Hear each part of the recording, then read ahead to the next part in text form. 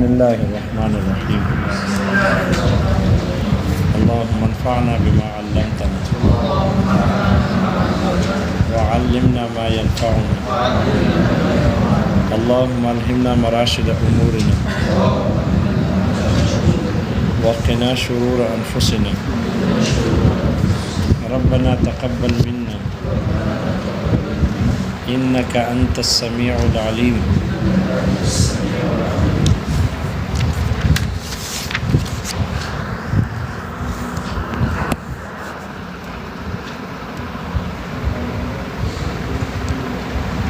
افعال شرعیہ پر جب نہیں داخل ہو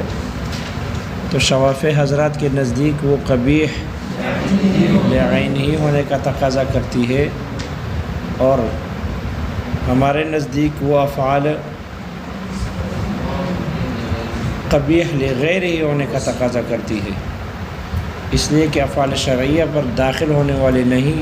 فعل منہی عنہ پر داخل نہیں ہوتی، بلکہ اس وصف پر داخل ہوتی ہے، اس وصف کے ساتھ متعلق ہوتی ہے کہ جو وصف اس فعل منہی عنہ کے لیے صفت کی طرح، وہ غیر فعل منہی عنہ کے لیے صفت کی طرح اس کے ساتھ لازم ہوتی ہے۔ تو نہیں کا تعلق اس وصف کے ساتھ ہوتا ہے، غیر کے ساتھ ہوتا ہے، نہ کہ فعل منہی عنہ کے ساتھ۔ اور احناف کہتے ہیں کہ اگر ہم یہاں پر فعل منہی عنہ کو جو افعال شرعیہ میں سے ہے، اگر ہم ان میں قباحت لعینہ مانیں گے تو پھر اس صورت میں وہ نہیں باقی نہ رہے گی، بلکہ کیا بن جائے گی؟ نفی بن جائے گی۔ تو مقتضا کو ثابت کرنے کے لیے مقتضی کا باطل کرنا لازم آئے گا، جو کہ خود یہ فعل قبیح ہے، اس لیے کہ مقتضا کو اقتضاءً مانا جاتا ہے، کلام کو شرعاً یا عقلاً درست کرنے کے لیے مقتضا کو مقدر مانا جاتا ہے۔ اب اگر یہاں قبح کو ہم مانیں اور مقتضی اس سے باطل ہو، تو مقتضا کو مقتضی کے تصحیح اور صحیح کرنے کے لیے آتی ہے، ثابت ہوتی ہے، نہ کہ اس کو باطل کرنے کے لیے۔ تو اگر قبیح لعینہ مانیں گے تو وہ شرعی اختیار باقی نہیں رہے گا، اور اختیار نہ ہونے کے وقت جب آدمی کوئی کسی کام سے منع کرتا ہے، نہیں کرتا ہے، تو وہ نہیں ہوتی بلکہ نفی ہوتی ہے۔ جیسے کوزے میں گلاس میں پانی نہ ہو تو اب اس کو پینے کا اختیار نہیں ہے، اور اس کے بعد آپ اس کو کہو کہ لا تشرب، تو وہاں تو اختیار ہی نہیں ہے۔ تو جب ہم افعال شرعیہ کو قبیح لعینہ بنا دے کہ یہ لعین ہی ہے، تو اب لعین ہونے کا اختیار تو کبھی شریعت نے دیا نہیں ہے۔ ایسے کوئی فعل نہیں ہے افعال قبیح لعینہ میں سے جس کو شریعت نے کرنے کا حکم دیا ہو، لہذا وہ شرعی اختیار نہ رہا، شرعی اختیار نہ رہا، اور جب اختیار نہ ہو اور نہیں آ جائے تو وہ نفی ہوتی ہے۔ وہ کیا ہوتی ہے؟ نفی ہوتی ہے۔ اس لیے کہ ہر فعل کا اختیار اس کے مناسب ہوتا ہے۔ افعال حسیہ کے لیے عملاً حسی اختیار کا ہونا ضروری، اور افعال شرعیہ کے لیے حسی اختیار کافی نہیں، شرعی اختیار ضروری ہے۔ دیکھو اس وقت ہم یہ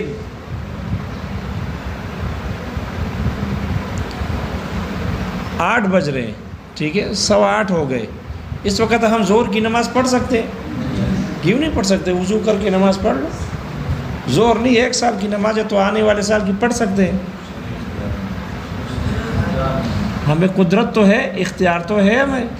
ہم مجبور تو نہیں ہیں، لہذا ہم آئندہ 1 سال کی نمازیں پڑھ سکتے ہیں۔ تو وہ کیونکہ وہ پڑھ سکتے ہیں، ہمیں اختیار ہے، وہ حسی اختیار حاصل ہے،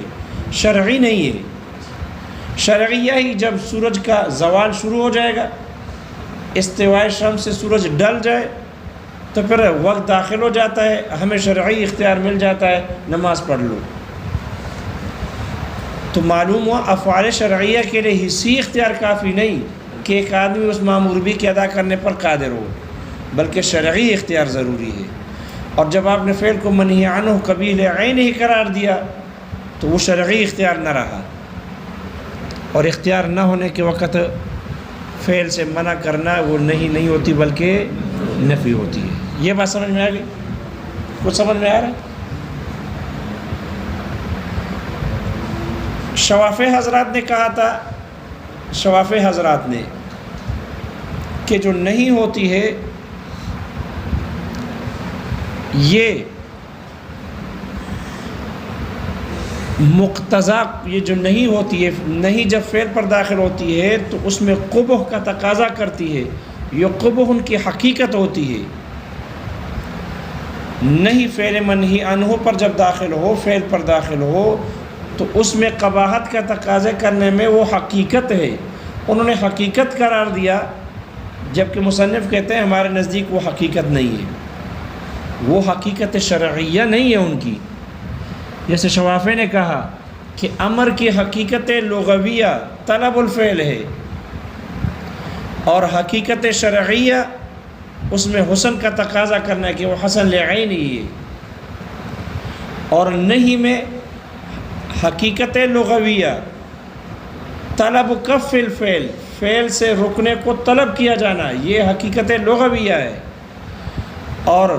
یہ نہیں اس میں قبح کا تقاضا کرتی ہے، وہ قبیح بن جاتی ہے، یہ قبح ان کی حقیقت شرعیہ ہے۔ تو شوافع حضرات نے اس کو حقیقت شرعیہ قرار دیا، مصنف کہتے ہیں کہ نہیں کی وجہ سے فعل منہی عنہ میں قباحت حقیقتاً نہیں ہوتی، اس کی حقیقت شرعیہ نہیں ہے، بلکہ وہ قبح اس کے ساتھ ایک وصف ہے جو اس فعل منہی عنہ کے ساتھ قائم ہوتا ہے نہیں کی وجہ سے۔ تو وہ قبح حقیقت نہیں ہے اس کی حقیقت شرعیہ فعل منہی عنہ کی، بلکہ ایک وصف ہے جو فعل منہی عنہ کے ساتھ قائم ہوتا ہے، وصف ہے جو اقتضاءً ثابت ہوتا ہے، حقیقتاً ثابت نہیں ہوتا۔ شوافع حضرات نے اس کو حقیقت قرار دیا، حقیقت شرعیہ قرار دیا، حالانکہ حقیقت نہیں ہے، حقیقت نہیں ہے، بلکہ اقتضاءً ثابت ہوتا ہے اور اس کے ساتھ بطور وصف کے قائم ہوتا ہے، حقیقت شرعیہ نہیں ہے۔ اس لیے اس مقتضا کو ایسے طریقے پر ثابت کرنا کہ جس سے مقتضی باطل ہو جائے، یہ جائز نہیں ہے، یہ جائز نہیں ہے۔ اس لیے ایسے طریقے سے ثابت کریں گے کہ دونوں پر عمل ہو جائے، مقتضا بھی ثابت ہو اور مقتضی بھی باطل نہ ہو، اور یہ تبھی ہوگا کہ جب احناف کے اصول پر عمل ہو، اس لیے کہ یہ بات مسلمہ ہے کہ ایک ہی فعل معمور بھی، معذون فیہ بھی ہو، اس کے کرنے کی اجازت بھی ہو، مشروع بھی ہو، اور وہ ممنوع عنہ بھی ہو، کبھی حسن لعین ہی بھی ہو، اور قبیح لعین ہی بھی ہو، ایسا نہیں ہو سکتا۔ ہاں اس طرح ہو سکتا ہے کہ ذات کے اعتبار سے حسن ہو اور وصف کے اعتبار سے قبیح ہو، تو وہ تبھی ہوگا جب احناف کا مذہب لیں گے۔ افعال شرعیہ پر داخل ہونے والی نہیں، وہ ان میں قباحت لغیر ہی ہونے کا تقاضا کرتی ہے، لعینی، تو وہ ذات کے اعتبار سے فعل شرعی حسن اور وصف کے اعتبار سے قبیح ہوتی ہے، وصف کے اعتبار سے قبیح ہوتی ہے۔ اگر ہمارا یہ مذہب مانو گے تو اس صورت میں مقتضا بھی ثابت ہو جائے گا، یعنی قبح، اور مقتضی بھی باطل نہ ہوگا، نہیں نفی نہ بنے گی، اس لیے وہ مقتضی باطل نہ ہوگی، بلکہ دونوں پر اپنی جگہ جگہ بقدر امکان عمل ضروری ہے۔ اس لیے وہ فعل منہی عنہ جو افعال شرعیہ میں سے ہے، ذات کے اعتبار سے جائز اور مشروع ہوگی، وصف کے اعتبار سے ناجائز اور حرام ہوگی، قبیح ہوگی وصف کے اعتبار سے، اس لیے فاسد ہو جائے گی۔ کیا ہوگی؟ فاسد ہوگی، چونکہ وصف کے اعتبار سے ہے، وصف کے اعتبار سے اور فاسد ہو جائے گی۔ یہ ایسا ہی ہے جیسے کہ جواہرات ہوتے ہیں، موتی ہوتا ہے، موتی اگر نالے میں گر جائے، پڑا رہے، تو اس کی چمک دمک خراب ہو جاتی ہے، لیکن ہوتا ہے قیمتی، اصل کے اعتبار سے وہ مفید ہوتا ہے، وہ قیمتی ہوتا ہے، تو اصل اور ذات کے اعتبار سے تو قیمتی ہے، بس وصف کے چمک اور دمک کی وجہ سے، خرابی کی وجہ سے اس کے وصف میں خرابی آ گئی، اس لیے یہ فاسد ہو گیا۔ لیکن اصل کے اعتبار سے تو قیمتی ہے، اصل کے اعتبار سے تو وہ مالیت رکھتی ہے ایک۔ تو جیسے جواہر، جیسے یہاں پر اصل کے اعتبار سے جائز ہونا، قیمتی ہونا، اور وصف کے اعتبار سے خراب ہونا، فاسد ہونا، ان دونوں میں منافات نہیں ہے، دونوں جمع ہو سکتے ہیں، دونوں جمع، لیکن یہ جمع نہیں ہو سکتا کہ معزول فیہ بھی ہو اور ممنوع عنہ بھی ہو، حسن لعین ہی بھی ہو اور قبیح لعین ہی بھی ہو، یہ دونوں جمع نہیں ہو سکتے، ان میں منافات ہے۔ لیکن اگر ہم ذات کے اعتبار سے مشروع جائز، وصف کے اعتبار سے فاسد ناجائز اور حرام قرار دے، تو اس اعتبار سے دونوں میں جمع کرنے میں کوئی منافات نہیں ہے۔ جیسے کہ اس موتی کے چمک دمک کے خراب ہونے سے اس کی مالیت خراب نہیں ہوتی، ان دونوں کے جمع کرنے میں کوئی فساد نہیں ہے، کوئی منافات نہیں ہے۔ موتی ہے، مالیت رکھتا ہے، چمک دمک خراب ہو گئی، جیسے وہ دونوں جمع ہو سکتے ہیں، اسی طرح افعال شرعیہ پر داخل ہونے والی نہیں بھی مشروع باقی رہتی ہے۔ اور ایسا ہو سکتا ہے کہ ایک جائز کام، ایک مشروع کام فساد کا احتمال رکھے، کام جائز ہو اور ہو فاسد، ایسا ہو سکتا ہے۔ جیسے کہ کوئی آدمی احرام کو فاسد کر دے، حج کر رہا تھا اچھا بھلا، دونوں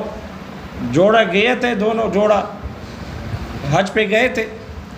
عرفات کے میدان تک پہنچنے کے بعد دل میں خیال آیا کہ یہاں کہیں مکی مدنی کی بنیاد رکھ دیں، مکی مدنی کی بنیاد رکھتے ہیں۔ تو حالت احرام میں وقوف عرفہ سے پہلے انہوں نے جمع کر کے بنیاد رکھنے کا ارادہ کیا، اس سے حج کیا ہو گیا؟ فاسد ہو گیا۔ اب جب حج فاسد ہو گیا تو شرعاً حکم یہ ہے، دیکھو یہ ایک جائز کام تھا، مشروع کام تھا، فاسد ہو گیا، اب مشروع کام ہے اور ہے فاسد، حکم یہ ہے کہ اعمال حج کو جاری رکھو،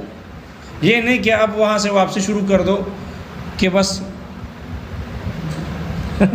حج تو فاسد ہو گیا، بعد میں مسئلہ معلوم ہو گیا اس لیے بس واپس ہو کے شروع کریں، نہیں، حج کے ارکان کو جاری رکھو، اور حج کے ارکان جاری رکھنے کا حکم ہے۔ لیکن یہ جو حج کیا ہے یہ حج فاسد ہو گیا، اگرچہ جائز تھا لیکن فاسد ہو گیا، فساد کا احتمال رکھتا ہے، اس لیے فاسد ہو گیا۔ آنے والے سال اس کو نئے طور پر حج کرنے کا حکم دیا جائے گا۔ اب چاہے تم اس کے قضا کا نام دے دو کہ قضا کرنا واجب ہے، اور اگر جن کے ہاں حج کی قضا نہیں ہے تو وہ کہتے ہیں گویا کہ یہ حج ہو گیا، اس کی ذمہ داری پوری ہو گئی، کیونکہ اسی احرام کے ساتھ اس نے حج کو پورا کر دیا،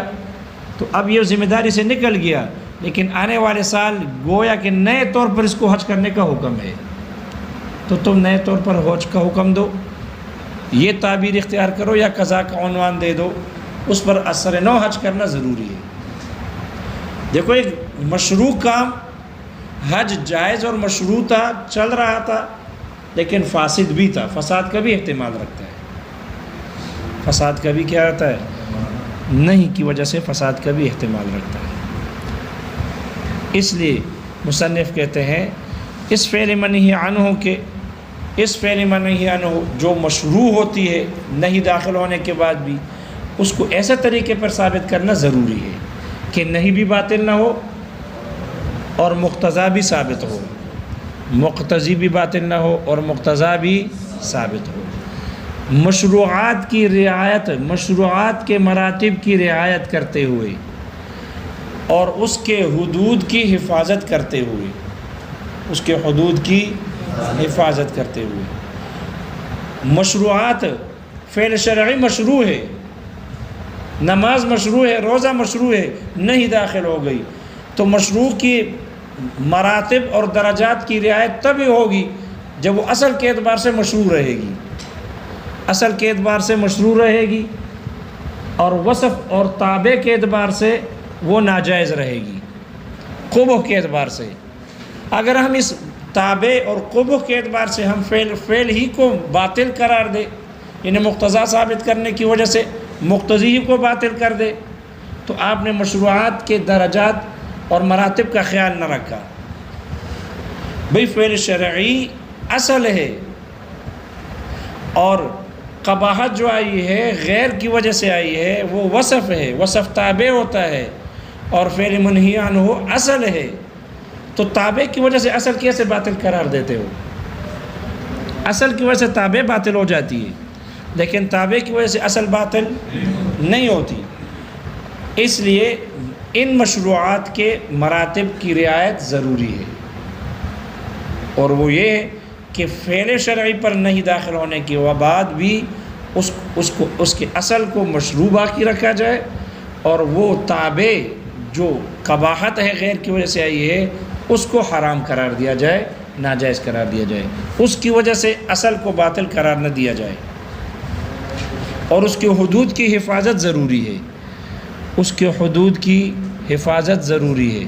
اور حدود کی حفاظت یہ ہوگی کہ نہیں کو نہیں چھوڑا جائے اور نفی کو نفی چھوڑا جائے۔ اگر نہیں کو نفی بنایا جائے گا تو پھر حدود کا لحاظ نہیں ہوگا، اس لیے کہ نہیں اور شے ہے اور نفی اور شے ہے۔ نہیں میں فعل کا نہ پایا جانا اختیاری ہے، اور نفی میں فعل کا نہ پایا جانا غیر اختیاری ہے، وہ اختیاری نہیں ہوتا۔ پتنی مسئلہ سمجھ میں آیا نہیں آیا؟ اس لیے احناف کے نزدیک افعال شرعیہ پر داخل ہونے والی نہیں کی وجہ سے وہ فعل شرعی نہ ہو، وہ فعل شرعی جو منہی عنہ ہے وہ قبیح لعینہ ہی نہیں بلکہ قبیح لغیر ہی ہوگا، ذات کے اعتبار سے مشروع اور وصف کے اعتبار سے غیر مشروع حرام ہوگا، وصف کے اعتبار سے قبیح لغیر ہی ہوگا۔ اسی پر تفریق کرتے ہوئے تین مسائل متفرق کر رہے ہیں۔ پہلا مسئلہ ہے بے بالخمر، ذات کے اعتبار سے جائز ہے، وصف کے اعتبار سے ناجائز ہے۔ اگر کوئی آدمی بے کرے اور ثمن میں خمر کو دے دے، ثمن میں کیا دے دے؟ خمر، تو دیکھو بے پائی جا رہی ہے، بے کے رکن موجود ہے، ایجاب القبول ہے، اور عاقدین میں سے ہر ایک، بائع و مشتری میں سے ہر ایک اہل عقد میں سے ہے، شرائط بے ساری موجود ہے، مبیع معدوم نہیں موجود ہے، مقدور التسلیم ہے، معلوم ہے، سارے شرائط موجود ہے۔ خمر جو ثمن اس کو مقرر کیا ہے، خمر مال ہے، جب مال بھی ہے لیکن متقوم نہیں ہے، مال ہے، جب سب کچھ موجود ہے تو بے اصل کے اعتبار سے جائز ہے، بے اصل کے اعتبار سے جائز ہے، وصف کے اعتبار سے فاسد ہے، وصف کے اعتبار سے یہ فاسد ہے، فساد وصف کے اعتبار سے ہے، اور وہ وصف ایسا ہے کہ جو موصوف یعنی بے کے ساتھ متصل ہے، جیسے وصف موصوف کے ساتھ لازم، تو یہاں ثمن بھی بے کے ساتھ لازم ہوتی ہے، کوئی بے بغیر ثمن کے نہیں ہوتی عام طور پر۔ اس لیے وصف میں خرابی کی وجہ سے، فساد کی وجہ سے یہ بے فاسد ہوگی، باطل نہیں ہوگی۔ اس لیے کہ خمر مال ہے، اس پر مال کی تعریف صادق آتی ہے، اس لیے کہ مال کی تعریف کی گئی ہے۔ مال کہتے ہیں ما یمیل الیہ الطبع، ہر وہ چیز کی جس کی طرف طبیعت مائل ہو جائے وہ مال ہے۔ وَيُدَّخَرُ لِحَاجَةٍ، اور ضرورت کے وقت اس کی ضرورت کے لیے اس کو ذخیرہ کیا جا سکتا ہو، حاجت کے لیے اس کو ذخیرہ کیا جا سکتا ہو۔ یا بعض لوگوں نے کہا کہ وہ ہے کہ جس میں بخل جاری ہو سکے، جو انسان کے کام آئے اور اس میں بخل جاری ہو سکے، تو شراب میں بھی بخل جاری ہوتا ہے۔ اس وجہ سے مال کی تعریف اس پر صادق ہے، تو مال ہے، البتہ متقوم نہیں ہے۔ متقوم کا معنی ہے کہ اس کی قیمت نہیں لگا سکتے، یعنی نہ اس کے عین سے اور نہ اس کی قیمت سے نفع اٹھانا جائز ہے کسی مسلمان کے لیے، نہ بذات خود اس عین سے اور نہ اس کی قیمت سے کسی مسلمان کے لیے نفع اٹھانا جائز ہے۔ تو متقوم کا معنی ہے اس سے نفع اٹھانا جائز نہیں ہے، لیکن یہ ثمن ہے۔ بے میں اصل مبیع ہوتی ہے، اگر بے میں ثمن نہ بھی ہو تب بھی بے ہو جائے گی، لیکن مبیع اگر نہ ہو تو پھر بے باطل ہوتی ہے، بے بالمعدوم باطل ہے۔ یہاں مبیع موجود ہے، مقدور التسلیم ہے، لہذا بے پائی گئی اصل کے اعتبار سے۔ ثمن چونکہ بے کے تابع ہے، اس کا وصف ہے، اس وصف میں فساد آ گیا، اس کی وجہ سے یہ بے فاسد ہو گئی۔ چونکہ یہ بے اصل کے اعتبار سے جائز، رکن کے اعتبار سے، مبیع کے اعتبار سے، تو بے کے تمام شرائط اور ارکان پائے جانے کی وجہ سے یہ بے جائز، اور وصف کے خرابی کی وجہ سے یہ فساد بے میں آ گئی، اس وجہ سے یہ بے فاسد ہوگی، باطل نہیں ہوگی۔ اس لیے کہ یہ جو خمر ہے یہ ثمنیت کی صلاحیت رکھتی ہے، اس لیے بے فاسد ہوگی، باطل نہ ہوگی۔ اسی طرح بیع اور ربا ہے، بیع اور ربا، اگر ایک جنس کو اسی کے جنس کے ساتھ اگر بے کی جائے، مثال کے طور پر اگر کوئی آدمی ایک آدمی دوسرے کو 1,00,000 روپے دے 1,00,000 روپے دے بے میں، اور اس سے 1,50,000 روپے لے لے، 1,00,000 کا 1,50,000 کے ساتھ تبادلہ کرے، تو مبادرۃ المال بالمال تو ہے، ایجاب بھی ہے، اور متعاقدین میں سے ہر ایک اہل عقد میں سے ہے، کوئی بچہ نہیں ہے، کوئی مجنون نہیں ہے، لہذا متعاقدین میں سے ہر ایک اہل عقد میں سے ہے، شرائط بے موجود ہے، لہذا بے اصل کے اعتبار سے جائز ہے، بے اصل کے اعتبار سے جائز ہے۔ لیکن ایک جانب میں عوض میں زیادتی پائی گئی، جب ایک جانب میں زیادتی پائی گئی ہے عوض میں، جس کا دوسرا مستحق ٹھہرائے بغیر کسی عوض کے، 1,00,000 کے عوض میں ہو گیا، تو یہ جو باقی اس پر اضافہ ہے 50,000 یا 20,000 کا یا 10,000 کا، یہ دوسرا اس کا مستحق ٹھہرا بغیر کسی عوض کے، یہ جو فضل اور زیادتی ہے یہ ربا، تو بے اصل کے اعتبار سے جائز ہے، لیکن اس وصف کے اعتبار سے یہ جو زیادتی آئی ہے اس کے اعتبار سے ناجائز ہے، اس کے اعتبار سے کیا ہے؟ ناجائز ہے۔ لہذا چونکہ بے اصل کے اعتبار سے، اور یہ وصف ہے، وصف چونکہ وصف میں فساد آ گیا، اور جب وصف میں فساد آ جائے تو اس کی وجہ سے وہ بے فاسد ہوتی ہے، باطل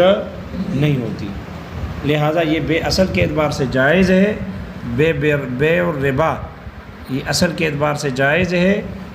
اور وصف کے اعتبار سے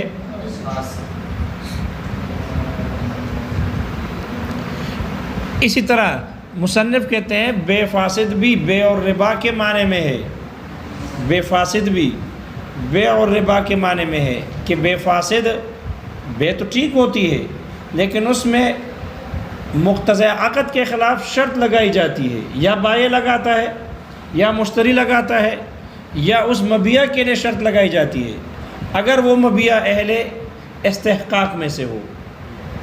بائع شرط لگاتا ہے کہ میں یہ گاڑی، میں یہ موٹر سائیکل یا یہ گھر میں آپ کو فروخت کرتا ہوں اس شرط پر کہ 1 ہفتہ میں اس کو استعمال کروں گا،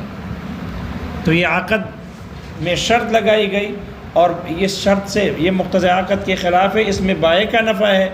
اس وجہ سے یہ بے فاسد ہے، شرط کی وجہ سے۔ یا مشتری اپنے لیے نفع رکھے کہ میں آپ کے دکان سے کپڑا خریدتا ہوں، لیکن اس شرط پر کہ مجھے سی کر دو گے، مجھے کپڑا سی کر دو گے، سلائی کرو گے، تب آپ کی دکان سے کپڑا